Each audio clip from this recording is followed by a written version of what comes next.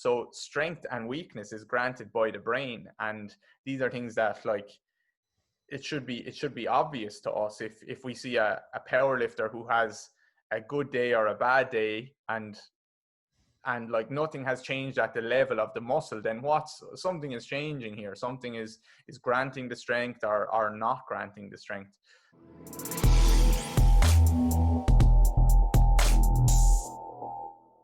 Welcome to the Upside Strength Podcast, your number one resource for all things fitness and performance in Switzerland. In this episode, I'm happy to welcome fellow Irishman and rehab specialist, David Gray. David, how you doing, man?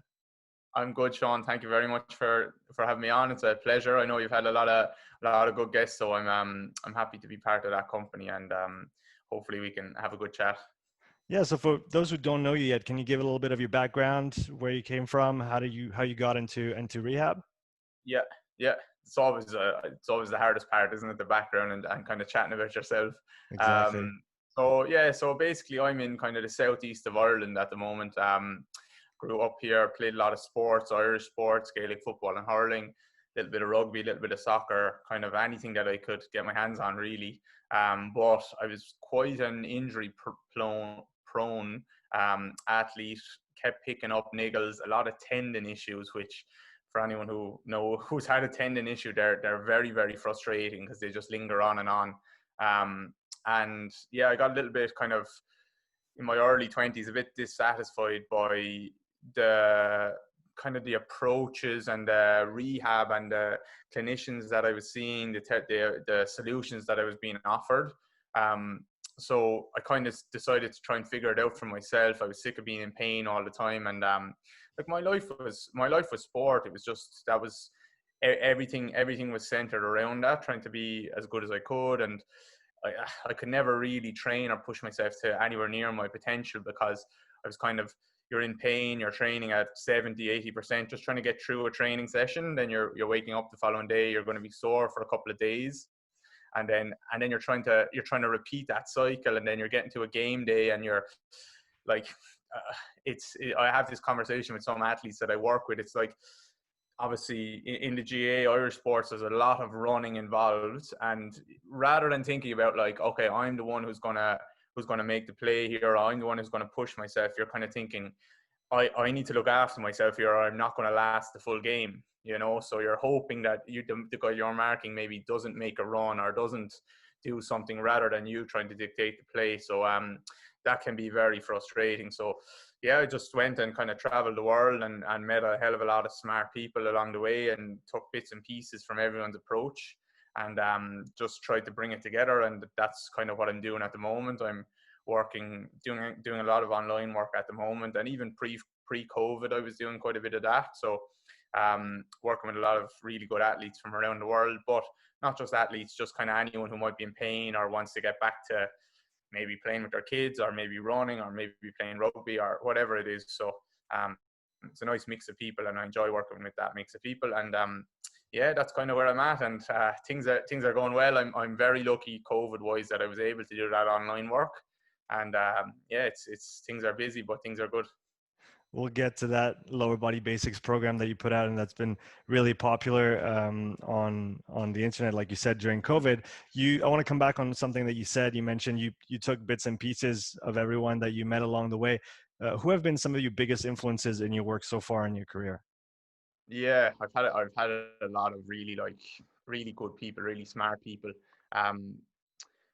Because again, like, just because the traditional approaches I felt like weren't good enough, and definitely in the last 10 years I think things have improved quite a bit in the rehab world. They definitely have, and I guess that's the strength and conditioning world having a big influence on the rehab, and those two worlds are kind of colliding together, I think. But Gary Ward is one guy who's a kind of a biomechanics specialist. He looks at the gait cycle and how the bones move, and how our joints move, or are at least how they're supposed to move.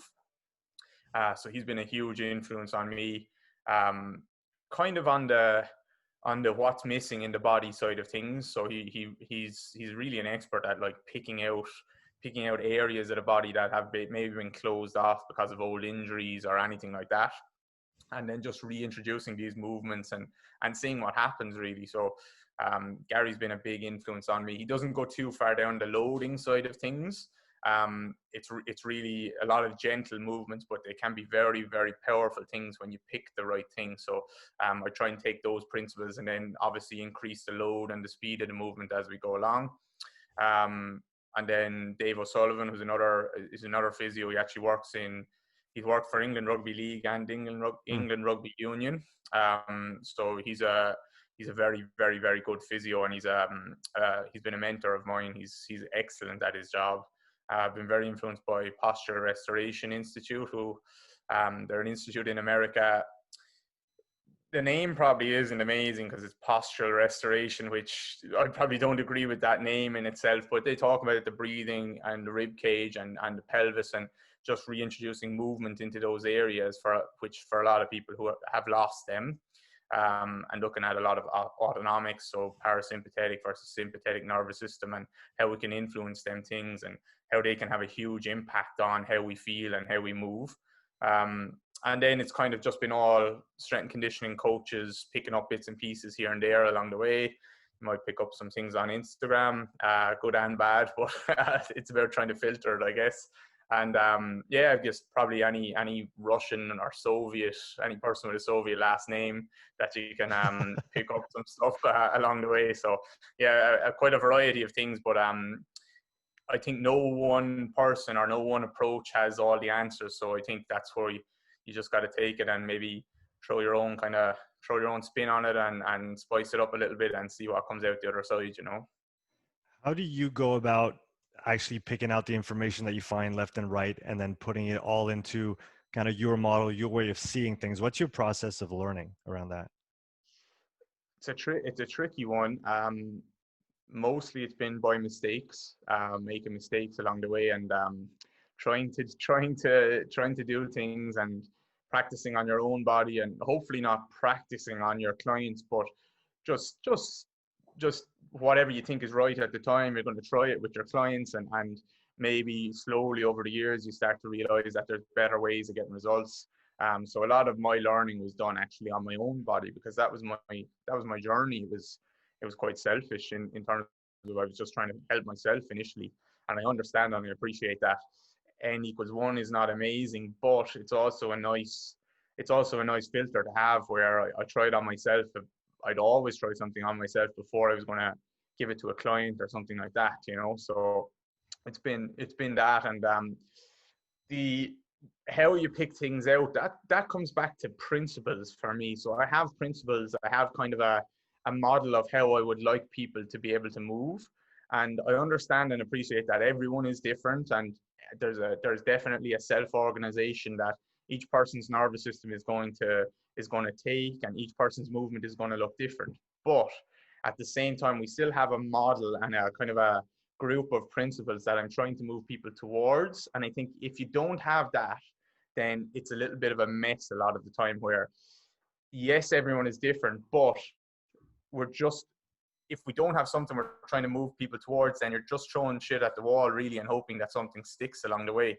So if I see something on Instagram, a cool exercise or something that other people think might look good, and they say this works because of the X, Y, and Z, well, actually in my head, I'm thinking, okay, if they are getting results with that, why is that the case?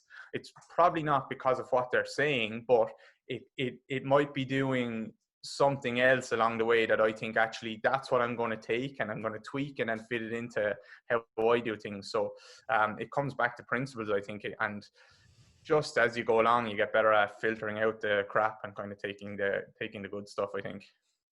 Could and you I'm still working on that. Oh yeah, I guess it's the work of a lifetime. Could you outline for us some of those principles that you hold, as important, and the ones that you're trying to kind of gear your clients towards in the rehab process, or even in the athletic process? Because I guess the end goal of a rehab process is to get back to full capacity, maybe even beyond where you were before, so you can avoid future problems. So what's your frame with all that? Exactly. And to me, rehab and performance are kind of the same thing, and that's why I can kind of release a program like that, which I call like a basics program, but they're just things that I want every single person in the world. I'd love them to be able to do them things. And that's like, basically, can you move your pelvis in 3 planes of motion? yes, it's really a simple yes or no a lot of the time.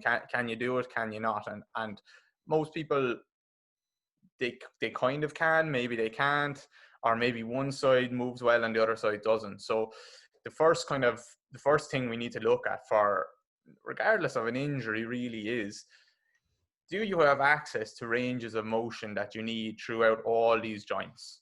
And that's everywhere in the body, really. And I think for me, one big principle that I try and adhere to is, if regardless if you have a knee pain or a knee injury or an Achilles or whatever, can I get everything in your body to just do a pretty good job? So I don't want any area that's really not doing a good job and another area has to take up the slack. So a lot of the time that starts with range of motion. And this is a tricky conversation, because range of motion and mobility is kind of, they're big buzzwords in the industry at the moment, but I'm not talking about getting people to do the splits or stretching or anything like that. It's oftentimes it's like, it's small tweaks to how they move, and small, maybe sometimes it's just motor control of how they move some of their joints, and that will actually offer them a little bit more range of motion than what they had before. So range of motion, if they don't have access to those ranges, then they're certainly not going to be able to move into them ranges. So that's often the first box that we want to tick. Just being able to synchronize or coordinate the movement around the pelvis and the rib cage and the feet. So not quite range of motion, but does the timing and the coordination look pretty good? And obviously then, does the loading look pretty good? So how strong are you through these areas? And then, as we move through the rehab process, can I start to integrate those kind of three things, where we're moving through range of motion, we're coordinating our movement pretty well, and we're loading the movement pretty well? And can I take away maybe some of my cues and I introduce a little bit more self-organization, maybe a little bit more chaos into the system, especially if someone is looking to go back towards sport? So those are the big things that we're trying to tick off. And for me, it's just always moving throughout those three things and bringing people along the rehab process. And I think if you do those three things well, you'll arrive at a pretty good destination, assuming that you know where your destination is. And unfortunately, for a lot of people, maybe people who don't play sport, they don't have a clear destination. A professional athlete probably does. They probably say that I need to get back onto the pitch at this date. But even then, I think they're a little bit vague with, okay, I want to get back on the pitch, but how do I want to look? How do I want to feel? How do I want to be able to move when I get back on the pitch? So I think setting or understanding where I am at the moment, setting that end goal, that destination, and plugging the gaps and helping people understand exactly what we need to do along the way. When you understand that, you can take any exercise that might look good or look fancy or not fancy and say, does it fit along those steps? And if yes, I'll use it. And if no, then I won't. So a big thing that came out of this for me was range of motion in general. And I'm interested in your take on the kind of the whole system approach that you take. And if we talk about PRI, if we talk about hips and ribs and all those things. And there's also kind of the joint by joint approach that's, I don't know if you're familiar with Dr. Andrew Espina and the FR kind of system, FRA, FRC. So what's your take on those two different approaches? Can they work together, or can you riff on that a little bit? Yeah. I think they can work together. And I think a lot of the time people will look at the kind of joint by joint approach, the FRC stuff versus the PRI stuff. And they do look they pretty much look completely opposite in a lot of ways. And I think that's the failure of human beings, that they're always looking for a camp to fall into, and I fall into one or the other. But actually, when I look at both camps, I see that both actually get pretty good results. So this kind of goes back to what I was speaking about earlier. It's like, why do I think they're getting good results, and can I take those things and use it for myself? And I don't have to say I'm this guy or I'm that guy.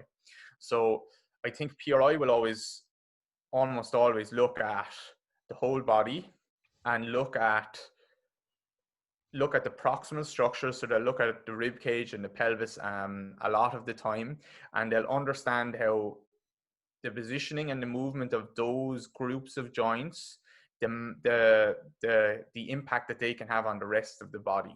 And they'll try and attack those areas first before working a little bit more distally, I think. Now, not always, but a lot of the time. Whereas maybe FRC, they're looking at, right, here's your hip, here's your wrist. If I can just reintroduce that movement back into the system there and get some more movement there, then that's going to, I have more workspace there, and that's going to reintegrate. I don't think it reintegrates very well, but I do think it is a nice way of opening up movement. Now, from a PRI lens, a lot of the FRC people that I see, and I get a lot of like clients who've done a lot of work with the top level FRC guys and stuff like that, and they haven't had as much success maybe as they would have liked. And I think a lot of that comes back to they haven't addressed the position of the proximal structure. So if I'm lacking hip internal, external rotation, I'm just going to work on my cars and my pails and rails and it's a lot of work at the femur. Whereas if we know that if we can influence the position of the rib cage, how the diaphragm moves, it's going to have a big influence on the pelvic floor. It's going to have a big influence on the pelvis, which obviously changes the position of the acetabulum, and then changes the position of that the femur rests in the acetabulum. And a lot of the time, straight away, for someone with like hip impingement type symptoms or lacking internal or external rotation at the hips, those things can change almost instantly. So then I think then is a really nice time to start to do my cars or my pails and rails and stuff like that, so I can train that new range. So I think they can complement each other really well. I really do. Right. So it's kind of that proximal to distal approach. You start in the middle, make sure the base, really the foundation, is laid properly. And then if you need to address specific joints down the road, then you can do that using those other techniques, right? Exactly. And that's, and again, I don't always take that approach. I'll go straight to the feet a lot of the time. But probably for I would say for the last couple of years, for every client I've ever worked with, they are getting breathing work of some sort. For every single person. And even if for one person it's just, okay, I'm just gonna teach you how to exhale a little bit longer so that your body can just relax. Whereas for someone else it might be, I'm really going to work hard on changing how your rib cage moves so that you actually have a spine that can actually move and load, and a pelvis that can move and load.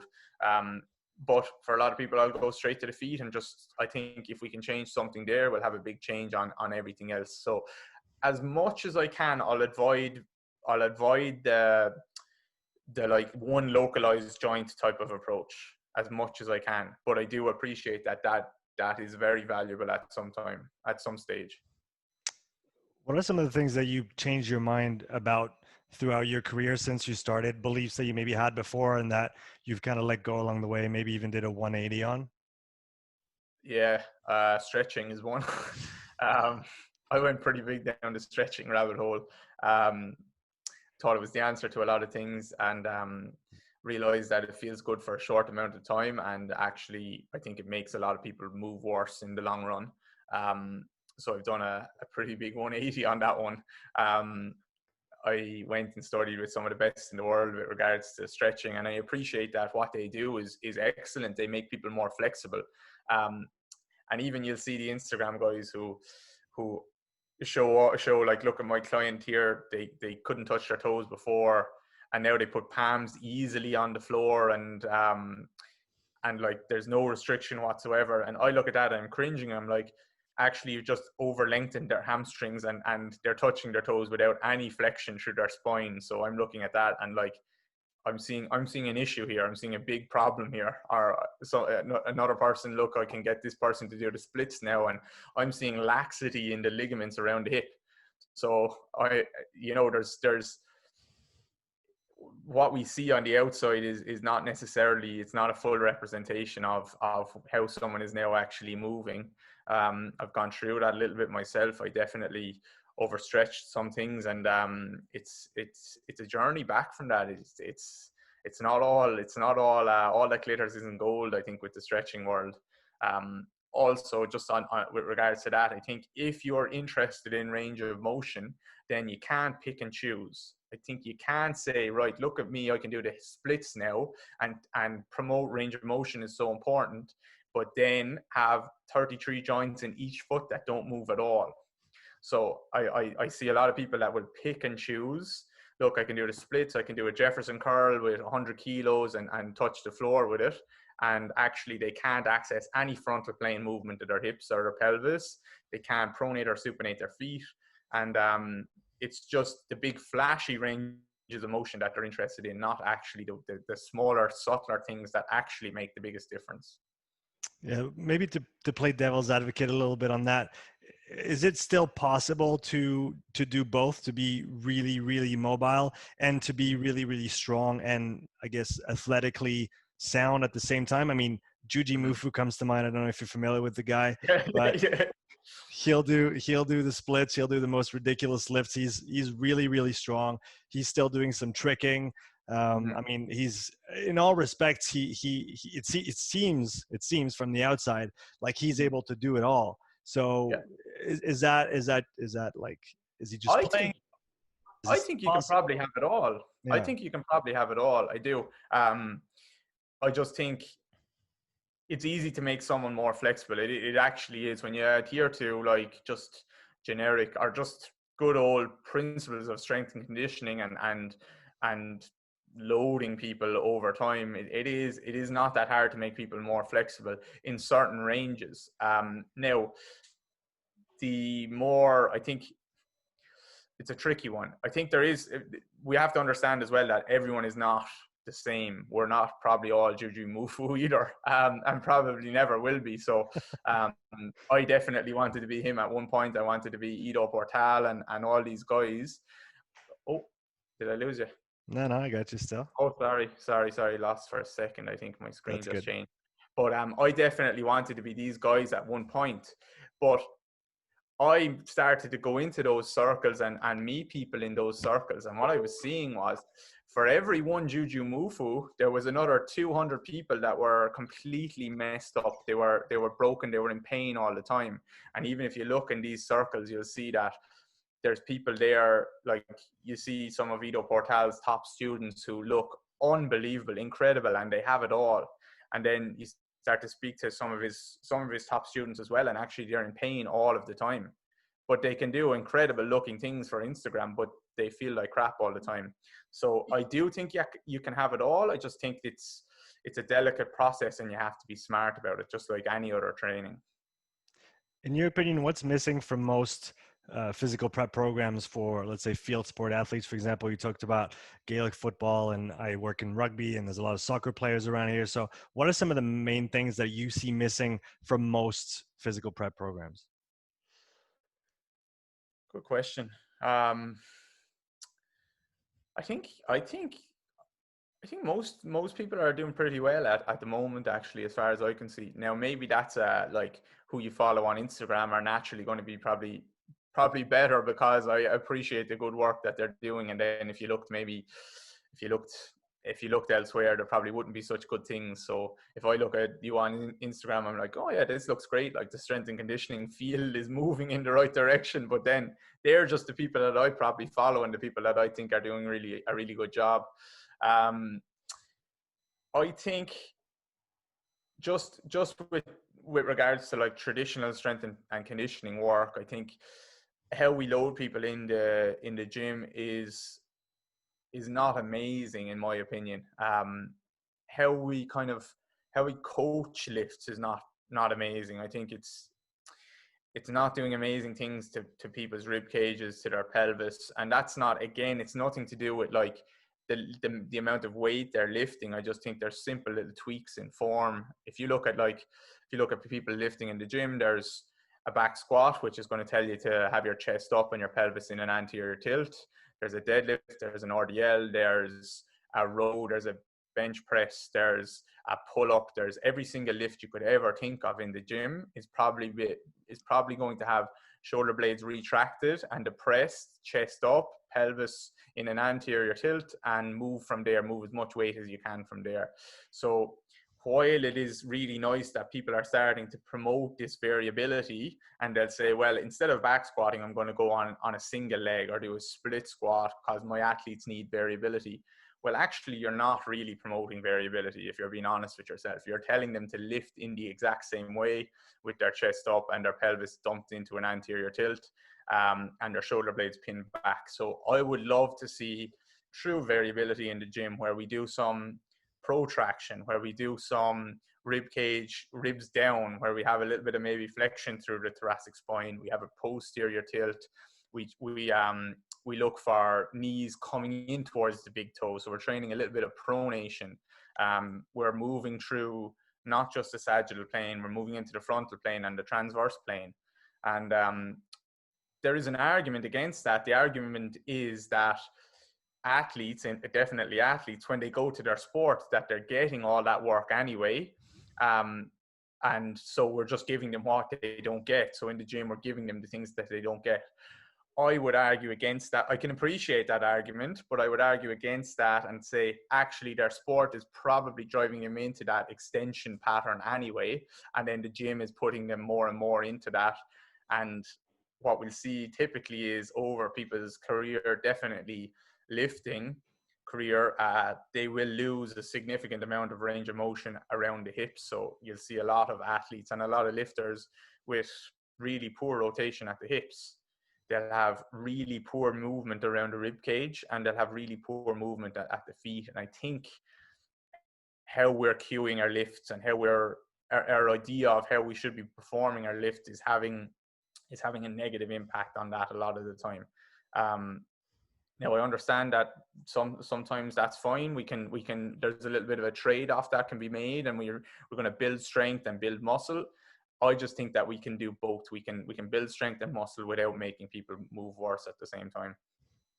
I want to move to your lower body basics program that you released a little while ago. So for those who are not aware of it, can you kind of give the lay low on what it is? How did you come up with it? What are your biggest influences in building this program? Mm-hmm. So initially it was just like I saw that when COVID started, it was a few things. I should go back. So I got really, really busy. Well, I've been really, really busy for a couple of years now. So I'm pretty much like booked out in my calendar for the next month or so. Okay. So it's like, I would love people who can't get an appointment with me for a month to be able to nail all of these things. And like, I'm just creating categories in my head. I'd love them to be able to learn to exhale and get their ribs to move. I'd love them to get a bit of control over their pelvis and their hips move in 3 planes of motion. I'd love their hamstrings to be stronger, their feet, their calves and their hamstrings to all be stronger and work together. And I know that if someone comes to me with knee pain or foot pain or Achilles or hips or whatever, I'm probably going to be trying to teach them these principles that I teach everyone anyway. So I'm like, okay, I'm just going to create a program that hopefully people can just do. And then when they come to me in a month's time, they are ready to rock. So they're so much better already. We can really get into the nitty gritty. And actually, it's been pretty unbelievable, because people who have booked in like with chronic knee pain for 10 years, they're now when I speak to them, like, okay, 3 or 4 weeks later at the appointment, they've done some of the lower body basics program, and like 80% of their pain is gone already. And they're like, okay, just what's next? What do I need to do? So I don't have to spend the time trying to convince them that they need to do these things.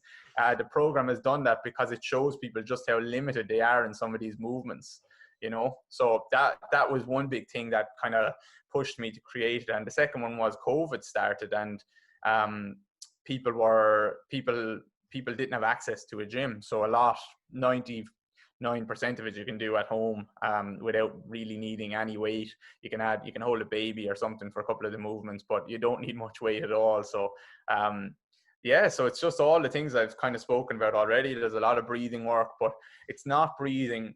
Sometimes athletes or coaches will get confused when I'm talking about breathing, and they think like we're talking about trying to get people to connect with God or something like that. It's quite difficult, some of the breathing work, and the goals are with it to actually improve how you move, and we should get tangible results in that. So if someone can't reach past their knees in a toe touch, if someone can't do a squat very well, if someone can't move their hips very well, I would expect if you've done the breathing work in the program, you're going to be significantly better at that stuff. And then there's obviously strength markers where I haven't seen anyone yet who can hit some of the markers on the first few sessions, and I've had powerlifters who are literally some of the strongest powerlifters in the world who can squat a house, and then I asked them to do some of the hamstring bridges that are in the program, and they can't do 5 seconds. So yeah, there's a lot of humbling work in it, but it's just all the things that I'd love for everyone to be able to do. And when they can do it, usually people feel a lot better and move better, and then can move on to other things after that. So talking about some of those positions that are in the program, I was familiar with the kind of the belly lift from PRI, but then some of the 90-90 with some modifications around like a calf, almost like a calf raise in the 90-90 position. The bridge on the hamstring I find really interesting. First thing that came to mind when I was thinking about those was, why all the cramping in those ranges that we're not aware of? If for people that might not be kind of familiar with it, when you get into those positions, sometimes they're just ranges that you've never used, never explored, and then you get cramps really quickly. So could you explain those to people that don't know of them? Yeah. So like in one of there's a couple of bridges. So basically in a lot of the bridges, in some of the bridges at least, we're trying to replicate positions that kind of look like walking or running. So we're going to be lying on our back, and our foot is either up against the wall or is on a box or a foam roller or something like that, with our leg pretty straight, knee with a little bit of flexion in it. Just so basically, if I took you, or I took a screenshot of you and then turned my screen, it would look like you were standing head on top of ribs, on top of pelvis, on top of foot. Obviously your hips are going to be off the floor a little bit. So I'm a big fan of replicating positions like that. And what we'll see is when I get someone to drive through their heel or drive through their forefoot in those positions, they're incredibly weak there. And then when they say, well, actually I go and run and I get knee pain or something like that, I'm like, I'm not surprised. And pain is complex, but if you can't do 5 seconds or 10 seconds in one of those positions, then really, do you have any right to say that I should be running or even walking very well? So basically, we're putting you into positions where the muscles have to work in very similar length tension relationships to gait, and they have to coordinate together. So a lot of the time we'll see someone has a strong hamstring, has a strong calf, but when we put the foot on the foam roller and ask them to press the forefoot into the foam roller or into the wall, that means that the foot, the calf, and the hamstring have to coordinate and load together, just like gait. And that's when a lot of the cramps will start. And that's when people would be shocked at just how weak they are. And I think the cramps are a couple of things. They're one, significant weakness in the muscle, and the brain just says nope, and muscle goes into spasm. Just the brain is not happy to load that area. Or two, what I see a lot of the time is if you see a calf going into cramp, a lot of the time I think that's a protective thing from the brain. Again, this is all brain stuff, and this is just speculation, but I think it's protective, that if we think about the load coming in through the foot, up through the calf, and then up into the hamstring and up into the hip and the pelvic floor, so it's moving in that direction, then if the brain is not happy to load that hamstring because of previous injury or because of just significant weakness or poor movement, then it will cramp the calf, I think, a lot of the time to protect the load from going up to the next stop. And I think a lot of the hamstring cramps and the calf cramps are actually coming back to what we're talking about with the rib cage and the pelvis. I think the pelvic floor muscles are stressed a lot of the time. They can't relax. And so the brain, there's no way the brain is going to say, well, actually, I'm going to keep sending the load up that direction, because them muscles are already very stressed. And that's something, again, like Dave O'Sullivan that mentor I've spoken about, he speaks a little bit about that, and it's and I kind of agree with him with that. Now it is speculation. There's no research or anything that we can say like this is what's happening, but sometimes it will cramp 10 times in a row, and then I'll get someone to hum when they're doing the movement, so they're just going really loud, and they'll feel like a fool, but suddenly the muscle doesn't cramp anymore. And I think we know that the humming is going to relax the vagus nerve and or stimulate the vagus nerve and relax the body, and probably relax some of the pelvic floor muscles. So it's just ways of looking at these things. But at the end of the day, you have no choice but to say, this is cramping and I need to make it stronger, and I really shouldn't be cramping in those positions. So if you do it properly, after a while, those cramps should just go away and subside? They should go away. Yeah. If someone was with me in person, I would expect the cramp to go away that day with me, or that like half an hour with me, because we do some really good breathing work. We make sure that the pelvic floor muscles or the pelvis, basically the pelvis is moving and loading well. And I would expect the cramps to start to go away. But if they're not, it's just, you just have work to do. Can you talk, I saw a post of yours recently on Instagram talking about tight hamstrings. So can you talk a little bit about this thought? And because most people will say, oh, my hamstring's tight, so I have to stretch it. What's wrong with that way of thinking, and what would you advise instead? I've never seen a tight hamstring yet. I don't expect I will ever see a tight hamstring. Position dictates function, right? And position a lot of the time is the thing that we need to look at. And for a lot of people, you're going to see an anterior tilt at the pelvis. So the pelvis at the front is kind of spilled forward. And that means that the back of the pelvis has gone up. So the attachment points of the hamstrings have gone further away from the knee. So the hamstrings have gotten a little bit longer there. And then people would say, okay, bend down to touch your toes, and I can't touch my toes, and I feel my hamstrings really tight, and they're tight all the time, and they're screaming at me. Well, of course they are. They're under stretch all of the time. So stretching the hamstring, even if that was not the case, okay, even if that was not the case, and maybe that isn't the case for some people, and the hamstrings are tight, then I would love for people to start asking the question, why are they tight? So why is my brain or my nervous system expressing excess tone in that area? And when we start to ask questions like why, then it doesn't tend to lead us to, my brain says that I'm going to tighten up that area, and the answer to that why is to stretch it and say, no, I don't want it to be tight. That's the thing that people don't usually ask, is why. And that if they did, they would probably not lead it to stretching is the answer. So if we ask why a muscle is tight, we'll probably say the brain is putting protective tone or protective tension there. And it's trying to, one, protect you, or two, kind of asking you to change something about your movement or your positioning, probably movement, but these things kind of go hand in hand. So if I want to change something, I'm probably not going to say, I'm just going to stretch it and lengthen something that the brain is trying to keep tight. I'm going to say, I probably need to change how I move, change the positioning of my bones, and or make something stronger. So I'm either going to make my hamstring stronger or my quad stronger, or both. I'm going to improve how my pelvis moves so my hamstrings can lengthen and shorten.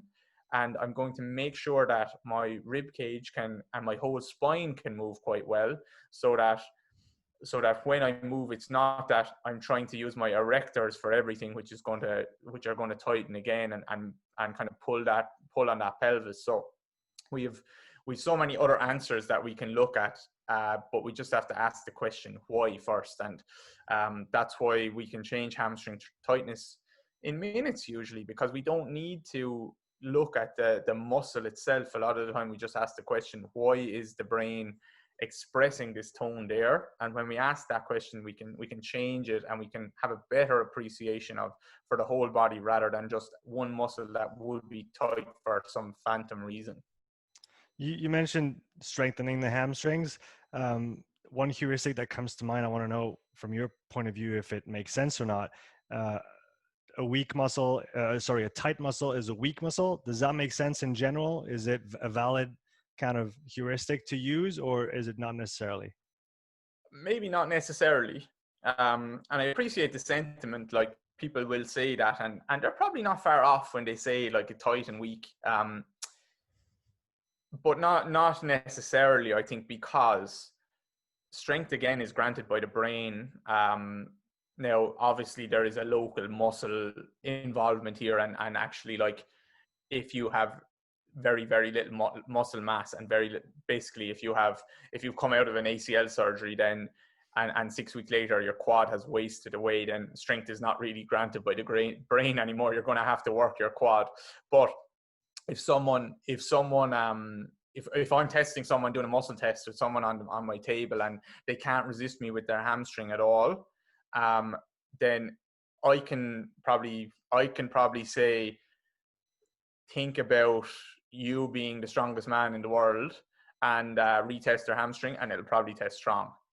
Or if it tests strong, I could probably say, think of the worst pain you've ever felt, or kind of plant some kind of thought into their mind, and the muscle will usually test weak.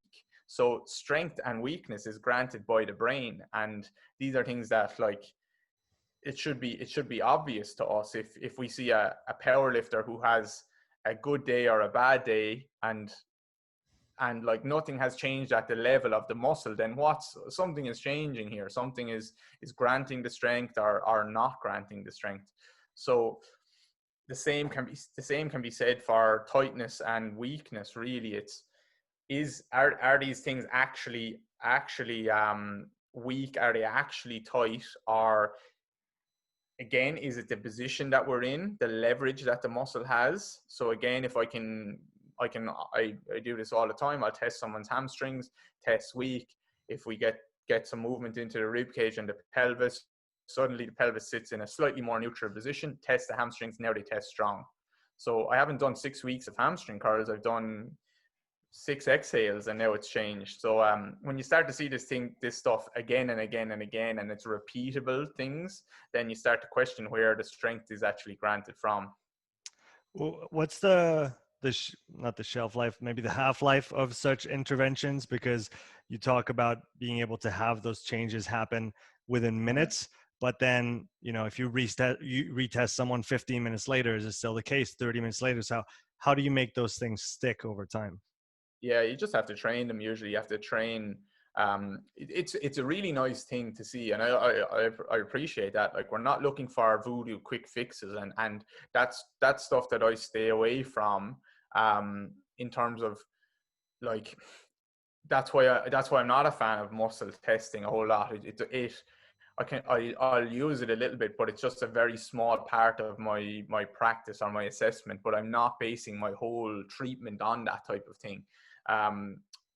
Whereas there's people who will test the muscle, say it's weak, and then they'll rub your eyebrow and then get you to blink 2 times with one eye, and then they'll test it and it'll test strong, and they'll say that that's your fix. Like, that's madness. We need to give people something that they can actually go home and practice and train with. So there's a hell of a lot of that going on in the neurology world, and yes, it helps. It does help clients to understand that the brain is kind of the king here, and there's changes happening, and changes can happen quickly. But if we're going to give them that as homework or hang their hat on that, then we're never going to actually make people stronger or move better. They're always just kind of having some kind of weird party piece that can help them feel better for a few minutes. So, for instance, like, I had a guy who was training. I think he was training to go into the Navy SEALs or something pretty intense. I think it was the SEALs, right? And doing online work with him over COVID. But the first session, so he's had knee pain for a year, right? And he has 6 months to get ready for this Navy SEALs challenge, which obviously is going to be absolute hell, right? And he has a lot of knee pain. And he'd done some online sessions with a guy in New York, and basically the guy's treatment for him was to do circles with his elbow, the opposite elbow, so his right elbow, and that helps his left knee pain go away. And so every single day he wakes up, he feels his knee is sore, he does some of these circles with his elbow, imagining that his elbow is his knee, and his knee pain goes away. but he has to repeat this every single day. And I think 6 weeks or a month of that as part of the Navy SEALs training is probably not going to go very, very well for him, right? So so when I talk about quick changes, like, it's just to appreciate that we can make changes, but we have to have some kind of training effect to back it up.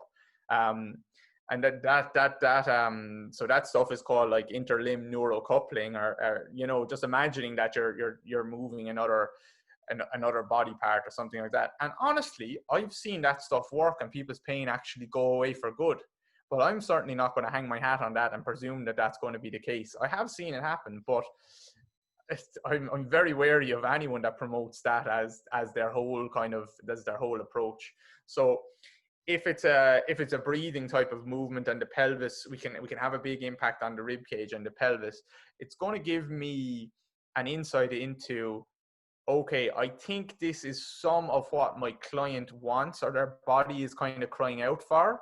And I'm going to have a little bit of that and I'm going to train that. And I would expect if they train that, then they would come back into me a week later, 3 weeks later, and I would go through my tests and the tests would be still solid.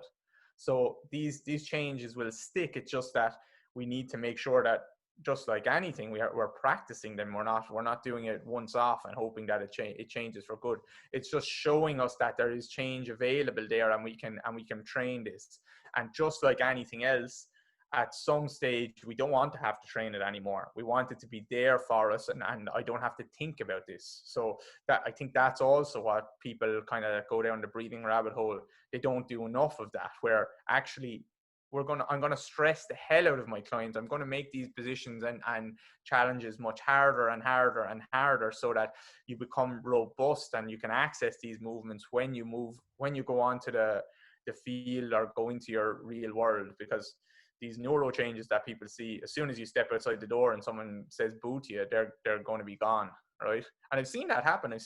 I've heard stories about this where people even went to like and I don't want to knock FRC, but they've gone to an FRC seminar and someone showed just how much range they got internal rotation at their shoulder, and someone went up to them and said boo, and next thing they checked and their range was all gone. So again, another lesson for us, that the nervous system will grant or take away movement very quickly based on past events and how good it feels at the time.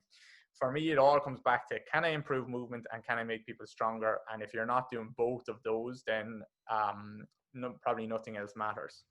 Yeah, so just granting new ranges of motion is not enough. You then have to solidify those positions, like you said, train them, up the loading, up the stress, so that those positions become kind of baseline positions again, and now you can kind of move forward instead of always having to come back to, oh, I need to do my breathing to just even be able to move to begin with, right? Exactly. And even, like, as you know, like some of that breathing stuff, it's very difficult. Like, it's not like we're trying to be a yogi here, or anything like that. It's very difficult, and we're trying to make changes that we can actually measure. So we can measure these changes based on, and I'm not trying to make changes for the sake of it, it's based on ranges that I think they need access to or would help their body. But at some point, I would love them to be able to go and do a front squat or some kind of a deadlift or whatever the movement is, and be able to use that movement to improve those ranges at the same time. So I can couple these together, and maybe I just have an inhale at a certain point of the movement and an exhale at a certain point of the movement, and that's what does it for me. And I don't have to always get someone to lie on the floor and do it. So that's the end goal for everyone. Just like the end goal for your gym training is, you want to up the load, you want to get people into very difficult positions. But at the start, maybe you need to lie them down and do a hamstring curl with them, or maybe you need to, start with a goblet squat or whatever. So it's just making sure they've ticked the boxes along the way. And I think that's where people sometimes they fall into the trap of keeping people on very low level drills forever. And there's never enough stress there. And once you see someone who can kind of have a chat with you and they can they can look quite relaxed and do these positions quite easily, then you should know that it's time to move on and progress on and stress someone more. So talking about progressing things forward in terms of difficulty, you recently released the part 2, or the number 2 lower body basics. So what was your progression when you built the number 2? What was your progression from 1 to 2, and why did you do it that way? Number 2. So in the first one, we do have frontal plane movements. We do have some transverse plane movements, but there is number 1, there's a lot of isometrics. So there's not much movement involved, and it's just getting people or helping people get strong in certain positions. And I think, like, if you can't own those positions, then you're probably better off getting good at those positions before moving on. With a lot of the breathing and mobility type work, in the first one, I want to get better movement and better access in the sagittal plane, pelvis and rib cage a lot of the time. So it's not that an anterior tilt is bad in any way, it's that I want you to be able to access a posterior tilt and an anterior tilt. And it's not that ribs up is bad. I just want to be able to access both. And that's a spine then that can access both ranges.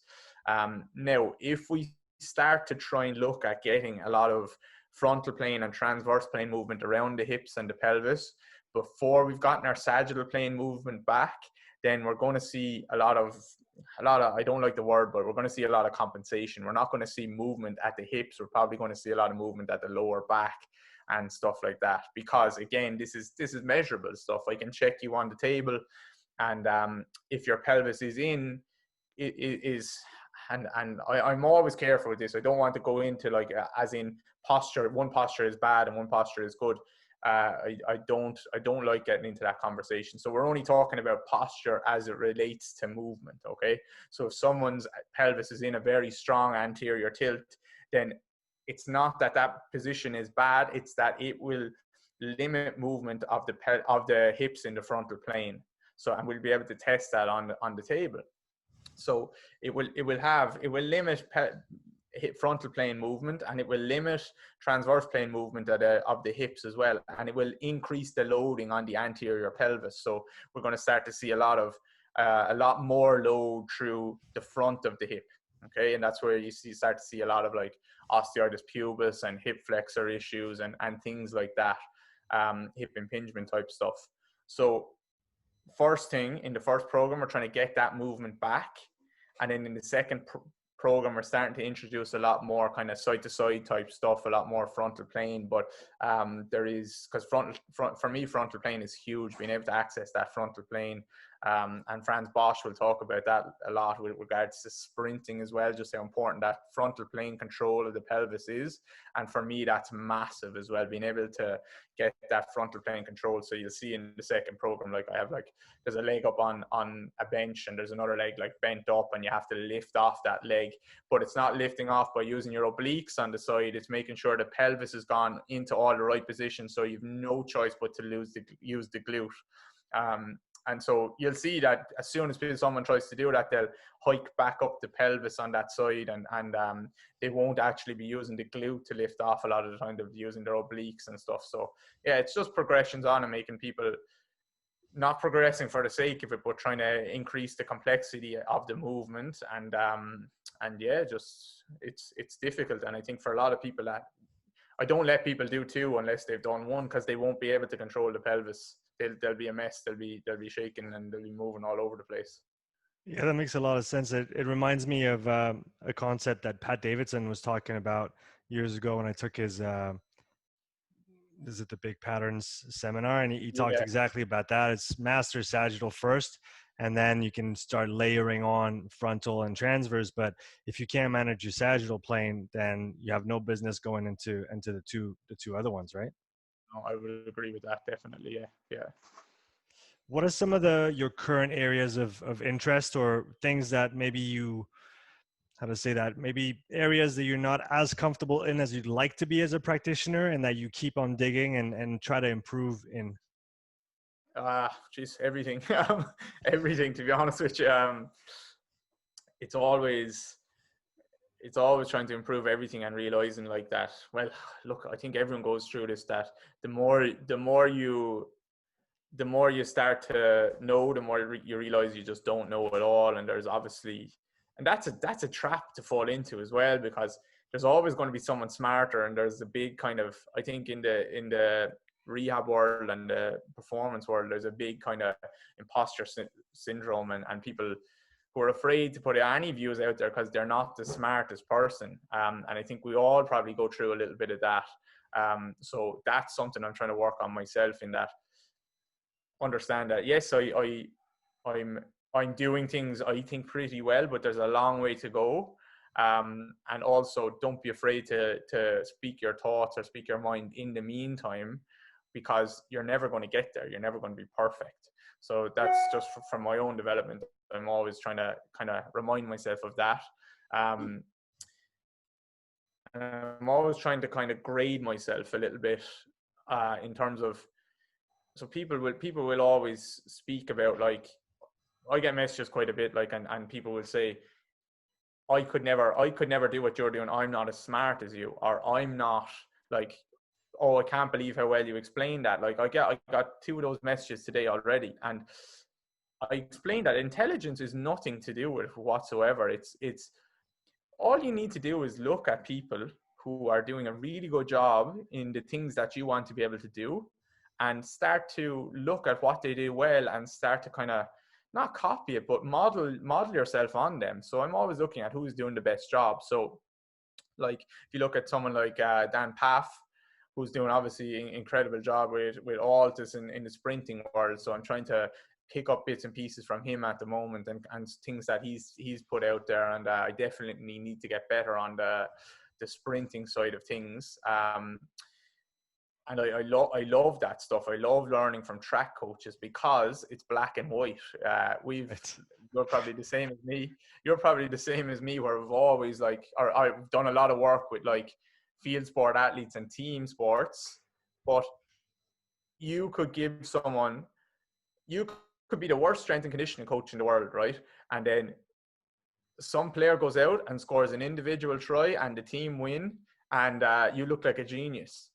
But it's nothing to do with you, a lot of the time. So whereas at the end of the day, in the track world, and that can happen a little bit too in track and field world, but are you making someone faster or not? It's a yes or no answer. So those guys have real skin in the game, I think, and I love how a lot of those guys look at things. So I'm definitely trying to brush up on a lot of that. And then you definitely need to, I've done so much work with the hips, the pelvis, the knees, the Achilles, feet, because those were areas where I had so many issues myself. So I'm always trying to, I'm trying to brush up a little bit more on kind of neck and shoulder stuff at the moment. So obviously, like, again, all I do is look at who's doing the best job at this stuff. And you see someone like Eric Cressy, who's obviously probably the best in the world with shoulder things, and you start to look at the work he's doing. So for the people that say, I could never do X, Y, and Z, it's quite simple, I think. It takes work, but there's no magic formula, there's no mystery there. It's look at people who are doing a really good job and start to try and learn things that they know, and don't be afraid to pay money to do that, because you'll reap the rewards, I think, in the long run. Yeah, there's 2 things that you mentioned here that I want to come back on. The first one is about sharing information online. I think we're very lucky now to have social media and to be able to express ourselves. And it's essentially a direct feedback on what you're thinking and saying, right? I mean, I force myself to put out as much content as I can, because I know at the end of the day, one, I'm going to get better at explaining it by explaining it. So the first time I'm going to talk about a concept, it's going to sound terrible, and I'm going to be like, oh my God, why did I even say it like that? But once I've tried to explain it 10 times just for myself, at the end, guess what? You're better than the first time. So I think there's repetition involved, and getting better at the craft of sharing and explaining things, like you were saying. That's the first thing. And the second thing is the stopwatch sports. Like you said, it's fairly straightforward to put 10 kilos on a back squat, but then when you start pulling out the stopwatch on sprints, I did that recently. Started to actually measure some of the people that I work with are you familiar with the My Sprint app? I've heard of it. I haven't used it. Right. So it's setup takes 10 minutes. You just need a track and a long measuring tape and a few posts, and you can get a really accurate reading on somebody's 30 with a stop start with with 5 meter intervals. And like you said, it's like, okay, now it's the real deal, because I can't just go and tell them to sprint, because now I'm testing them before and I'm testing them in a couple months. And if they're not getting faster, guess whose fault it is, right? Yeah, exactly. So that's why those guys are so good. Um, and like a lot of those a lot of those track coaches, like 30 years ago, they were doing all the strength and conditioning stuff. They weren't strength and conditioning coaches, but they were looking at things, and they were introducing their athletes to different lifts and stuff like that. And they only kept it in if it worked. And they binned it if it didn't. If it made someone slower, it's gone. So it's black and white, and it's very difficult to be like that obviously in the team sports world. But I'm trying to look at as many factors as I can that make someone successful. And I think their athletic qualities are only one part of that, or their what they're doing in the gym is only one part, and actually a very, very, very small part. If we're really being honest with ourselves. Now, it doesn't mean not an important part, but it's not a huge part of the puzzle.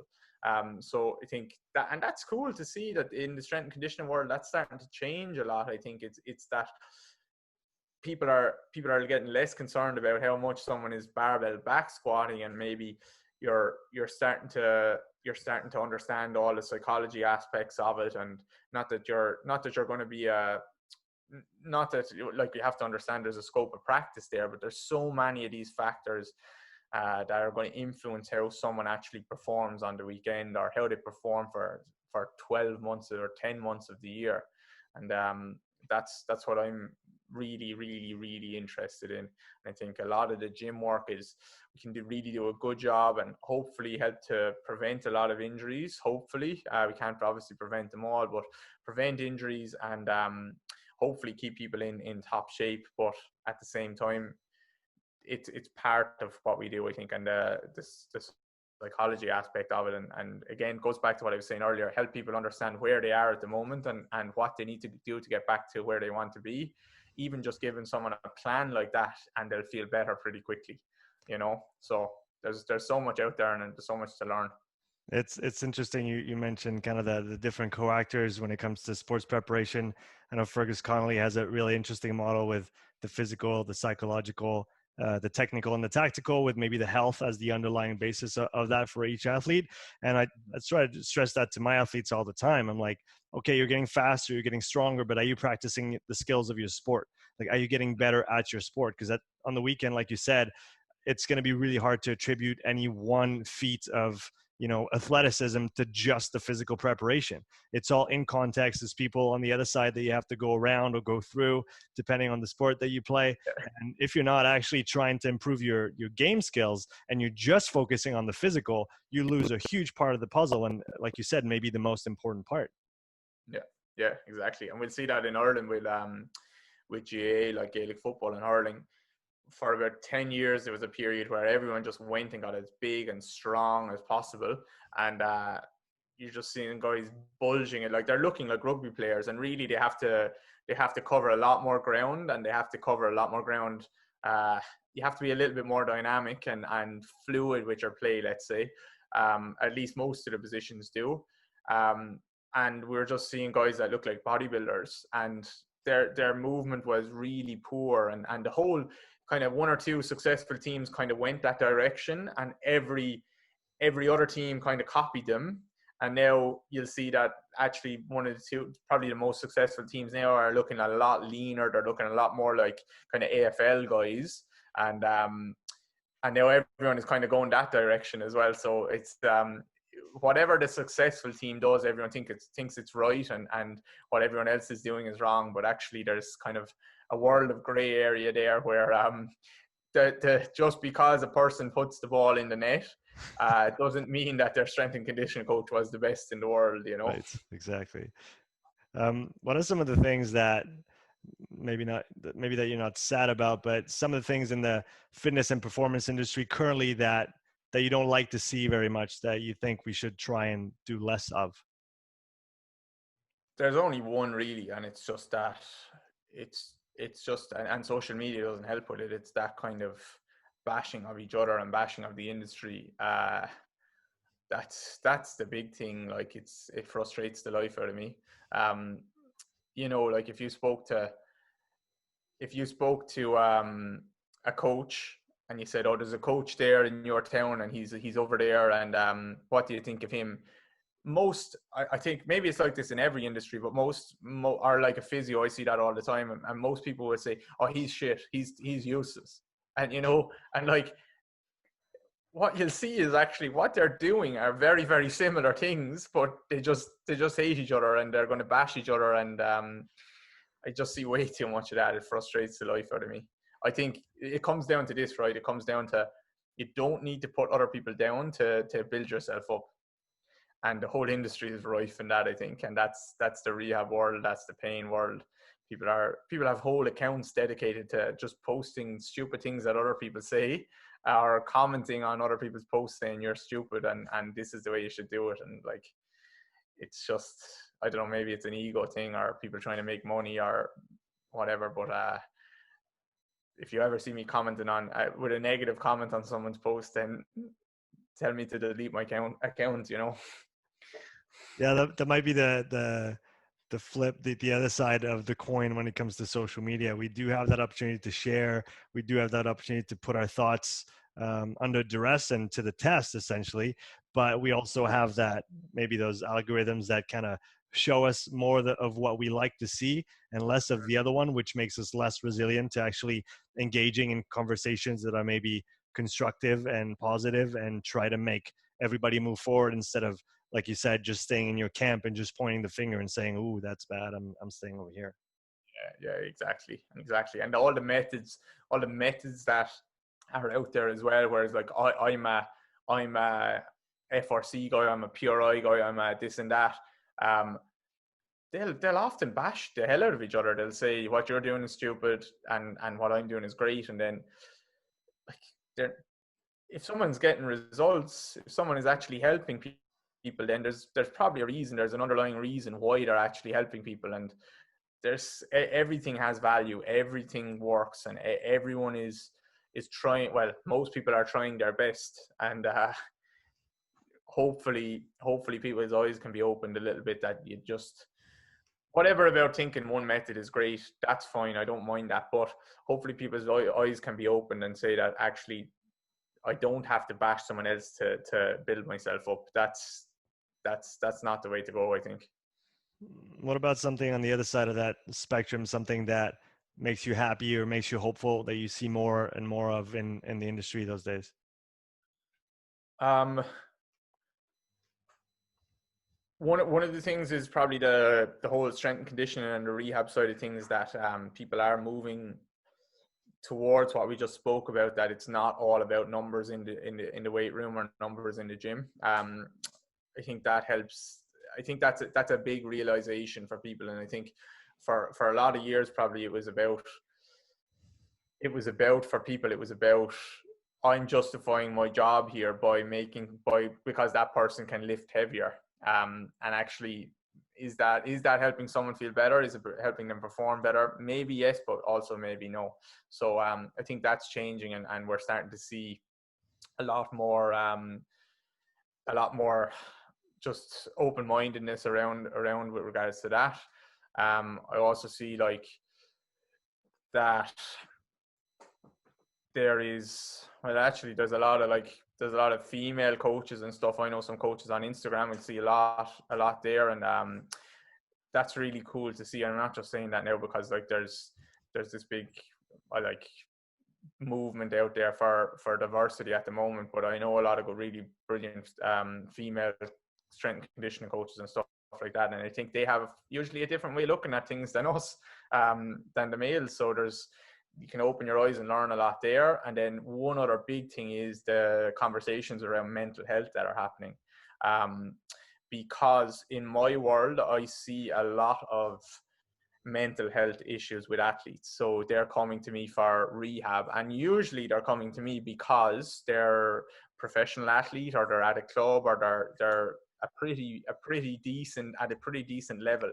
And obviously they would have physios and coaches and rehab specialists and whatever that they would be working with, and they've maybe not got the results that they were looking for, so they come to hire me privately. And what we'll see then is usually these are chronic issues, people with issues that have been lingering for a while. And as you know, if you've ever played sport at a decent level, you'll kind of identify yourself with that. Like, this is what I do. I'm a rugby player, or I'm whatever. And when that starts to kind of be taken away from you, and when that's a little bit vague, or you can't do that at the moment, then mental health is a big thing. And I think I spoke about this on another podcast, but there's, like, if you go on Twitter, like, and you're watching a game, like, you'll see an athlete get absolutely bashed, right? And fair enough sometimes that they're getting paid a lot of money, and they're kind of open to criticism again. But you'll see someone like, oh, he's overweight, he's a mess, like, he's not training and he's getting paid a lot of money. And we need to realize that you have to separate the person from the money that they're being paid. You can still be unhappy. And a lot of the time these guys are dealing with chronic issues, chronic injuries that they can't get rid of, and they can't train as hard as they would like to. And they're doing their best, and they're very frustrated. And I think I'd love to see more coaches understand that. So you see a lot of sports coaches who are just like, someone is injured and they'll throw them on the scrap heap. They'll say, well, come back to me and talk to me when you're fit again. And that I think that has to change, because we're it's not just athletes, like, these are people, and we're destroying their lives when they don't have that support system in place, you know. I agree with you. I think that's an important issue, and I've seen it myself, just trying to, you know, not only coach on the field, and like you said, field of expertise. You don't want to advise people on things that you're not trained to advise on, but even just being that ear or providing that support for people that need it, and maybe don't get it where they should, can have a positive impact on the long run, right? Because if they just flip the switch and then just kind of let it all go, it can lead down some pretty dark paths. So it's always good to try and do what you can, even without overstepping your boundaries, kind of thing. Exactly, Sean. You don't have to and you don't have to, like, step outside your scope of practice to ask someone how they are, you know, or like, and honestly ask them how they are, like, how, like be very upfront with someone. Like, that's my first thing with someone, regardless of how much money they're on, or when we're doing a call or something like that. Like, I want them to be honest with me. Like, where are you at the moment? What's going on? Like, what are your expectations for us working together? Where do you want to be? Where do you feel like you're at the moment? What's your, like, not in a sappy way, but like, what's going on in your life outside of sport, you know? And for someone to be able to open up, and they might not open up in the first session, it might be session 2 or 3, or it might be a few weeks later, or whatever, but at least for them to understand that you're looking at them as a person, and not just an athlete or someone that's just going to pay you to take money and hopefully get a result. It makes a big difference. And, like, maybe it's just my bias, because I'm working with so many athletes who are in pain and stuff, but there's a lot out there. There's a lot out there really struggling, and even just to talk to someone and get someone to speak to them, you know. Now, maybe again, and I know I'm kind of waffling on about this, but maybe again, like, it is hard sometimes for them to speak to someone within the club or within the team. And maybe for me, then I'm kind of separate, and they can speak to me. But there is, I just like people to understand, because I know coaches and stuff listen to this. There's people out there, athletes. If you see an athlete with, like, chronic issues, and they've been struggling for a while and in pain, and they can't get back to where they want to be, or they're struggling to get back there, I'll be careful with them, and I'd speak to them, because you can pretty much, it can be a dark place. That's all I'll say. It can be a pretty dark place. What is a book or some of the books that have had the most influence on you throughout your life? Ooh, good call. Good question. Harry Potter. I grew up reading Harry Potter, so a big fan of that. Yeah. Professional wise, I'm a big fan of Franz Bosch's book, Strength Okay. Training and Coordination. I think when I start to, like, I do a lot of calls and stuff with other coaches who are looking for a little bit of help and stuff. That's always a book I highly recommend they read. It just opens your eyes a little bit. You don't have to agree with everything Bosch says. Most people don't. A lot of people hate him. But it does open, I think it does hopefully open the conversation up to there is other ways of doing things, and there is other ways of looking at movement. So that's a really important book. What else?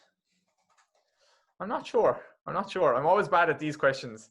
It's a pretty good it's a pretty good top two, I think. And it's funny to come back to the Franz Bosch book. I haven't read it myself, but like you, I've been recommended it many times, and I've heard it mentioned many times. And there's that saying that goes around: "Don't go full Bosch," and you have to, there's like, you don't have to go full Bosch. You don't have to. You definitely don't have to. But I think he's brilliant. I love someone with a different point of view. That book is really good, really, really good. If I could get like coaches to read one book, it would be that book. I think it's a really important book to read. He doesn't cover himself in glory sometimes with regards to how he speaks about topics, because I think it's kind of like he's gone full Bosch, obviously, and we don't have to go there. But he has some nice point of views that should at least be considered, I think. And maybe coming back, connecting to a previous point that you made, is like, you don't have to take everything from someone, and you probably shouldn't anyway, like you said, because if you do, you're just fitting yourself into a box. I'm the PRI person, I'm the FRC person, and you limit yourself as to what you can add to your own interpretation of how things work. So really, nobody should go full anything, but you should be able to parse out what's worthwhile and actually extract it, which again is kind of hard in this atmosphere of all or nothing, and you're this or you're that, and there's no shades of gray, right? There's no shades of gray. You should always sit on the fence and hopefully see both sides. That's where I like to be.